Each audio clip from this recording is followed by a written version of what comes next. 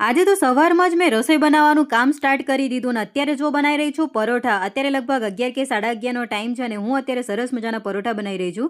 શાક તો બની ગયું છે, ભાત પણ થઈ ગયો છે અને આજે દૂધી બટેકાનું સરસ મજાનું મસ્ત શાક બનાવ્યું છે. સાચું કહું ને તો ખરેખર બહુ સરસ બન્યું. બટ આજે આખી સવારથી અમે લગભગ ઘરની અંદર જ છીએ, બહાર નીકળ્યા જ નથી. નોર્મલી તો બધું બહાર જઈએ, ફરવા નીકળીએ, બટ આજે સિચ્યુએશન થોડી અલગ છે કારણ કે આજે અહીંયા ક્વાર્ટર એરિયામાં પેસ્ટ કંટ્રોલવાળા આવ્યા છે. Front side, back side, garden side, literally બધે જ દવા છાંટી રહ્યા છે કારણ કે અત્યારે વરસાદનો ટાઈમ છે ને એટલે નાના મોટા જીવજંતુઓ બધું નીકળે છે. કોક્રોચીસ, મચ્છર, મોટા મકોડા અને અહીંયા આફ્રિકામાં તો ભાઈ કેટલાક જીવડા એટલા મોટા છે ને કે રાત્રે બેડરૂમ સુધી પહોંચી જાય. તો એ બધું કંટ્રોલ કરવા માટે આ લોકો દવા છાંટી રહ્યા છે અને આ દવાનું સ્મેલ એટલું બધું સ્ટ્રોંગ હતું ને કે શું કહું, બહાર નીકળે ને તો લિટરલી માથું ચડી જાય એવું હતું. સો એટલે મેં દરવાજો બંધ રાખીને આજે રસોઈ કરી રહી છું. અહીંયા આ બધી વસ્તુ બહુ સારી જોવા મળે છે કે અમુક ટાઈમ થાય ને એટલે બધી વસ્તુની આ લોકો કાળજી લઈ લે છે. બપોરે કપડાં પણ ધોવાઈ જ ગયા હતા. અહીં વોશિંગ મશીનમાં કપડાં ધોવાઈ જાય, સુકવાઈ ગયા છે. બ્રેકફાસ્ટ તો સવારે જ અમારું થઈ ગયું હતું એટલે કપિલ ઓફિસે પહોંચી ગયા હતા. બટ બપોરે પછી જમવા આવ્યા અને બંને બાળકો એક સાઈડ હું રસોઈ કરતી હોય ને ત્યારે જમી લે છે. સો અહીંયા કપિલ પણ બપોરે આવી ગયા અને એમણે જમી લીધું. બટ વ્યાના કે મમ્મા આપણે સાથે જ જમી લઈએ પછી થોડી વાર રહીને. એટલે પછી હું અને વ્યાના અમે પછીથી બેઠા અને જો સરસ મજાનું શાક દેખાય છે દૂધી બટેકાનું અને સાથે મેં છે ને થોડાક સોયાબીન પણ હતા અલગથી, તો મેં અંદર એડ કરી દીધા હતા અને શાક ખરેખર બહુ જ સરસ બન્યું હતું. અને વ્યાના પણ જો ખરેખર બહુ જ એન્જોય કરે છે. બાળકો પણ બધી રીતના શાકો ખાઈ લે છે. આમ લીલોતરીવાળા શાક હોય ને, તાંદળજો હોય, પાલક હોય તો એ થોડુંક ઓછું ખાય, બટ આવી રીતનું શાક હોય ને બટેકા એડ કર્યા હોય તો ખાઈ જ લે છે. જમી લીધા બાદ બપોર પછી અમારી હાઉસ હેલ્પ આવી ગઈ. અહીંયા અલ્ટરનેટ દિવસે આવે છે એટલે એક દિવસ બધું કામ આપણે જાતે કરવાનું હોય છે અને બીજા દિવસે હાઉસ હેલ્પ ઓલમોસ્ટ બધું મેનેજ કરી લે છે. ઓનેસ્ટલી કહું ને તો બધું જ હેલ્પ કરે છે.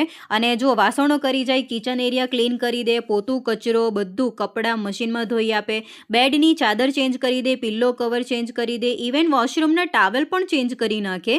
એટલે એક દિવસ તો લિટરલી ફક્ત રસોઈ જ કરવાની હોય અને બાકીના દિવસે આમ થોડું આપણે જાતે કામ કરવાનું હોય ને એક દિવસ આપણને ફૂલ આરામ મળી જાય, ફક્ત રસોઈ કરવાનું હોય. તો આજે કિચન એરિયા બધું ક્લીન થઈ ગયું, વાસણ પણ થઈ ગયા અને ખબર જ ન પડી ને સાંજ પડી. પછી અમે ચા પીધી અને ત્યારબાદ કપિલ આવ્યા ને એટલે ચા પીને અમે પછી ફાઇનલી વિચાર્યું કે ચલો હવે થોડું બહાર નીકળીએ. આ સાંજનો ટાઈમ હતો, લગભગ 6 કે 6:30નો ટાઈમ છે અને જો આ મકાઈ વાવેલી છે અને એ ઘણી બધી જગ્યાએ બહુ બધી મકાઈઓ વાવેલી છે અને લગભગ 15 દિવસમાં તો થઈ પણ જશે.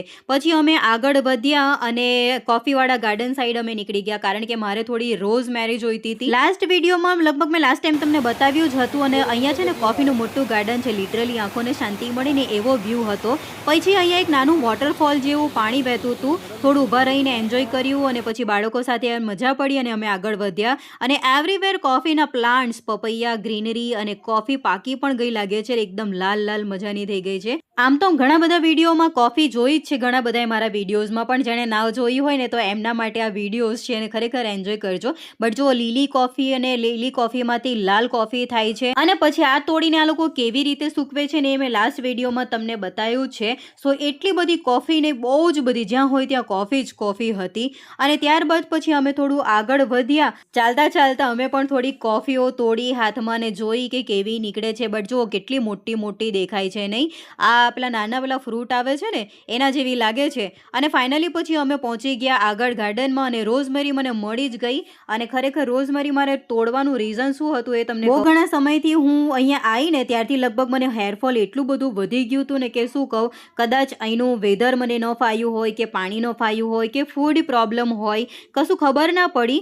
બટ એટલું બધું હેરફોલ વધી ગયું છે ને કે ખરેખર વાળ બહુ જ ઉતરે છે. સો મેં વિચાર્યું કે અહીંયા રોઝમેરી મળે જ છે તો કેમ ન તોડવું અને કેમ ન આપણે હેર ઓઇલ બનાવવું જોઈએ. માર્કેટમાં ઘણા બધાએ સાંભળ્યું હશે કે રોઝમેરી હેર ઓઇલ ઘણા બધા યુઝ કરે છે, બટ જ્યારે આવી રીતે કુદરતી વસ્તુ મળી જતી હોય ને તો ખરેખર બનાવવાની મજા જ અલગ આવે. તો જુઓ મેં એક ડાળખી પણ તોડી લીધી અને સાથે રોઝમેરી પાંદડા પણ તોડી લીધા છે. ઘણા સૂકવીને પણ બનાવે છે અને ઘણા લીલામાં પણ બનાવે છે. પછી મારી નજર ગઈ આવાકાડો ઉપર, તો મેં આવાકાડો તોડવાનું ચાલુ કર્યું કારણ કે મોટા દેખાતા હતા અને મેં તોડવાનું ચાલુ કર્યું બટ તૂટ્યું નહીં કારણ કે હાઈટ અમારે નાની પડી. અને પછી મેં કપિલને કીધું કે તમે મને તોડી દો, તો કપિલે જુઓ તોડી આપ્યું અને ખરેખર બહુ જ મોટું છે.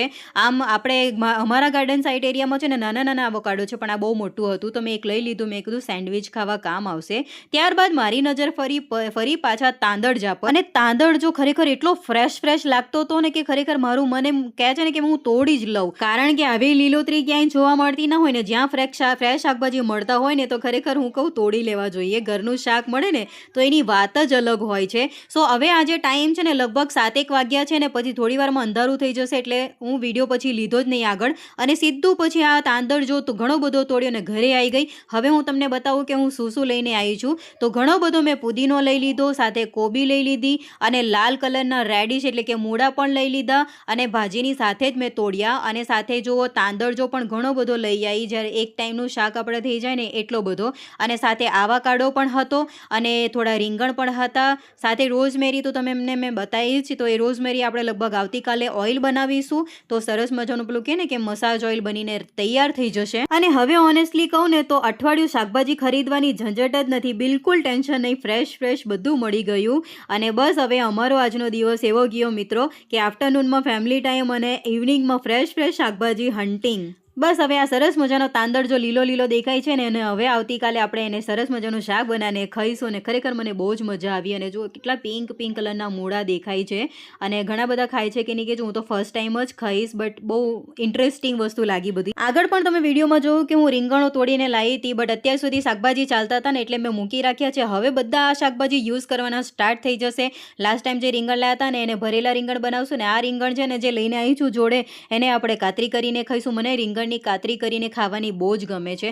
અને સાથે પુદીનો પણ લાવી ચટણી કરવા માટે, ચામાં નાખવા માટે, અને મૂળ સાથે ઉખેડ્યું છે, એટલે આપણે જે બેક સાઈડનો જે એરિયા છે ને આપણે ઘરનો એ પાછળ વાવી દઈશું, એટલે સરસ મજાનો એ પણ થોડોક ઉગી જશે, એટલે ચામાં નાખવા કામ આવશે. તો બસ મિત્રો આજનો દિવસ અમારો આવો ગયો. વિડીયો ગમે તો લાઈક કરજો, અને ચેનલ પર નવા હોય ને તો ચેનલને સબસ્ક્રાઈબ કરતા જરૂર જજો. આપણે મળીશું નવા વ્લોગની સાથે આવતીકાલે. આવજો મિત્રો, જય શ્રી કૃષ્ણ.